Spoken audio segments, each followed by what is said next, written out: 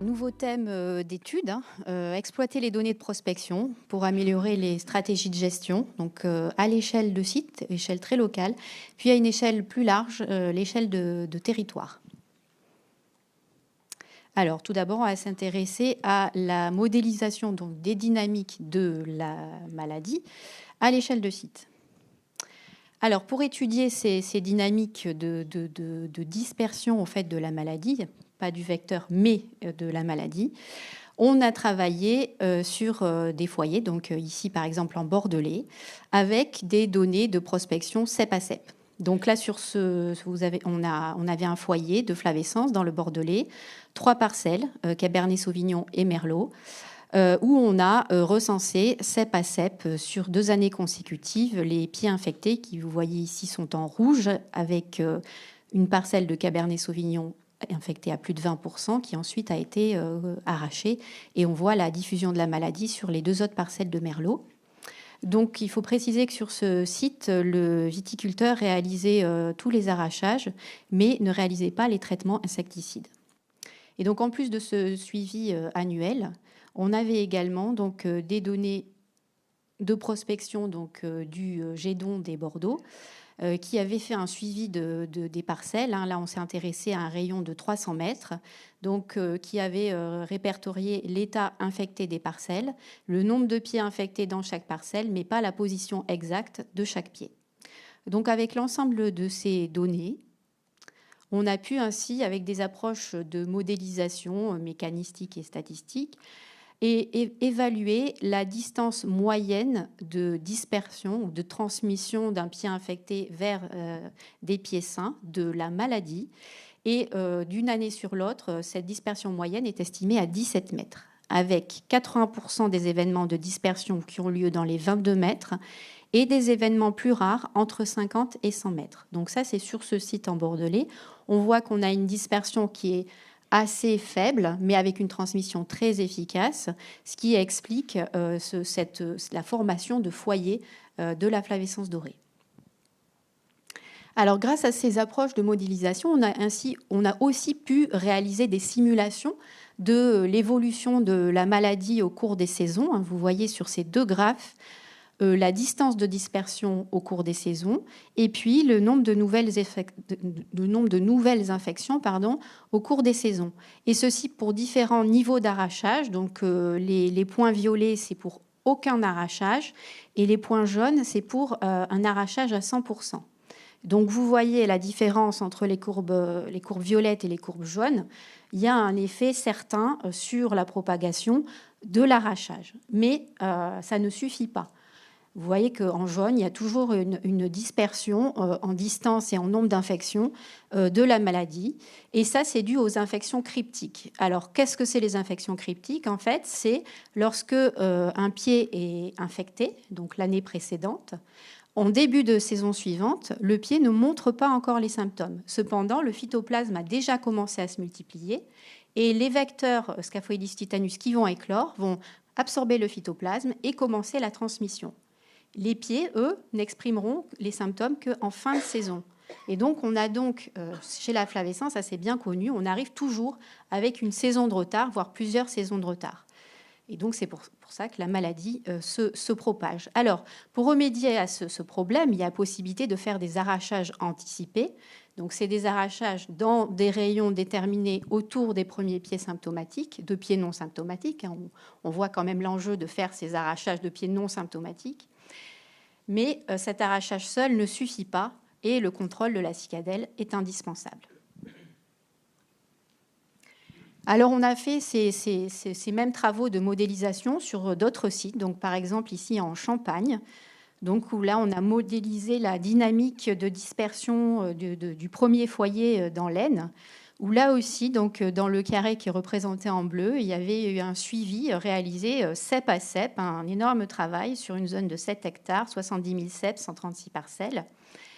Et donc avec les mêmes approches de modélisation, on a montré que 50% des événements de dispersion sont dans un rayon d'environ 34 mètres en moyenne, 80% dans un rayon de 54 mètres. Donc là, on a une dispersion un petit peu plus large et une probabilité d'infection du chardonnay 1,8 fois supérieur au meunier et au pinot noir qui sont un petit peu moins sensibles.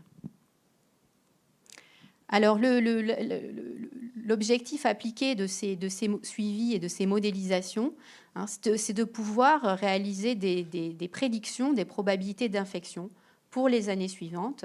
Donc, par exemple, ici, vous avez une carte de probabilité d'infection pour l'année 2023 sur une zone beaucoup plus large. Là, on est sur 35 hectares et 713 parcelles. Et ces prédictions, elles permettent d'orienter les prospections et des prélèvements intensifs pour les années suivantes. Et donc là, c'est sur la Champagne, c'est un travail que l'on va poursuivre en 2024 afin d'évaluer aussi l'effet de la lutte, les prospections, les arrachages et les traitements. Alors donc là, on a parlé de la dispersion courte distance, hein, mais Audrey a commencé à l'aborder. Il y a aussi malheureusement chez la flavescence des événements plus rares de dispersion longue distance. Et donc là, avec la dispersion passive de la cicadelle par les vents, par exemple, ça a été montré en vallée du Rhône avec une propagation des foyers le long du Mistral et une dispersion de la cicadelle par les machines. Alors là, ça a été montré par différentes expérimentations qui ont consisté à rechercher les larves de la cicadelle sur les feuilles et les rameaux qui restent sur les effeuilleuses et les rogneuses. Et ça a mis en évidence que ces cicadelles sont présentes et que donc elles peuvent être transportées. Donc, en mesure de prophylaxie, il est important d'éliminer les rameaux et les feuilles qui restent sur les engins et de privilégier les déplacements de zones non infectées vers des zones à risque d'infection.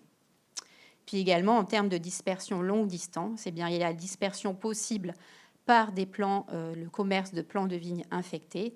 C'est une dispersion qui a pu avoir lieu dans les années 90 et 2000 à l'échelle européenne, d'où l'importance du traitement à l'eau chaude pour éliminer les phytoplasmes avant plantation et ne pas les introduire dans des zones indemnes.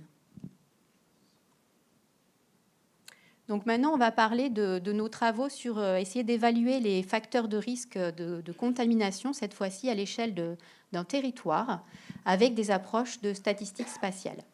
Donc là, on a travaillé en collaboration avec le GEDON des Bordeaux, hein, qui va présenter plus tard dans cette matinée, qui réalise la prospection de la flavescence sur le territoire, sur une partie du territoire du Bordelais, avec des prospections qui sont géolocalisées à la parcelle depuis 2012, et ceci sur un territoire très important, 74 000 hectares et près de 350 communes. Donc c'est une base de données de dizaines de milliers d'observations, de milliers d'heures de prospection.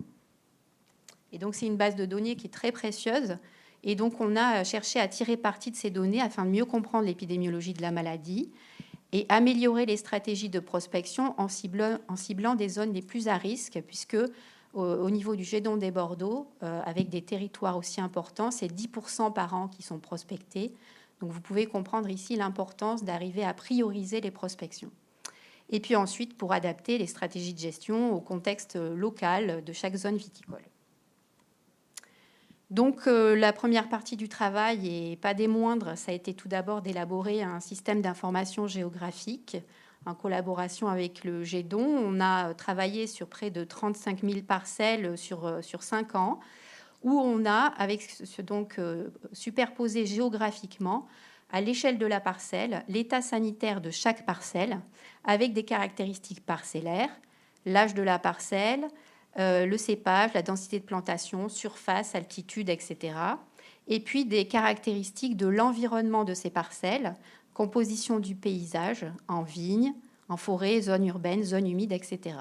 Et ensuite, avec des approches de statistiques spatiales, on a essayé de voir s'il y avait une corrélation entre l'état infectieux des parcelles et ces différents facteurs de risque.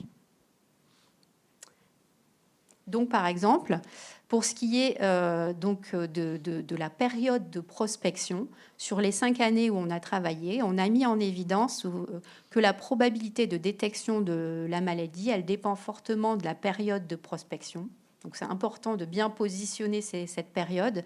Et vous voyez ici la probabilité de détection de la maladie sur le Bordelais, elle est 4 fois plus forte en septembre qu'au mois d'août.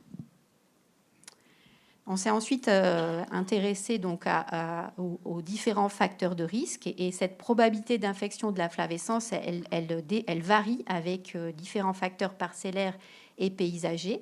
Donc j'ai représenté ici en vert les facteurs qui ont une influence négative sur la flavescence et en rouge ceux qui ont une influence positive. Donc vous voyez que la présence de cépages peu sensibles comme le merlot ou le sémillon, des altitudes plus élevées, la présence homogène de vignes ont un effet négatif sur la maladie. Alors que la présence de cépages plus sensibles, le cabernet sauvignon, le cabernet franc, l'âge des parcelles, la présence de zones urbaines ou de forêts ont un impact positif sur la maladie. Et donc, à partir du modèle qui avait été élaboré, donc, avec des approches de vérification, on a montré que le modèle était performant pour prédire le statut d'infection à l'échelle communale. Et donc, à partir de ce modèle, on a pu élaborer une première carte de risque à l'échelle communale, donc où on a ici la probabilité d'infection prédite par le modèle à l'échelle des communes. Et ça, c'est donc un outil qui pourrait permettre dans le futur d'orienter les prospections. Et donc, c'est un travail que l'on continue actuellement sur d'autres régions. On est en train de travailler sur la Bourgogne et la Savoie. Donc, Bourgogne, 222 communes, 25 000 hectares et 8 années de prospection. Et puis, la Savoie sur un peu moins, moins d'hectares et moins de communes. Et avec toutes les données et les données spatiales qui sont hébergées sur la plateforme d'épidémiosurveillance du végétal. Donc, merci à nouveau à tous les participants au projet et je me ferai un plaisir de répondre à vos questions.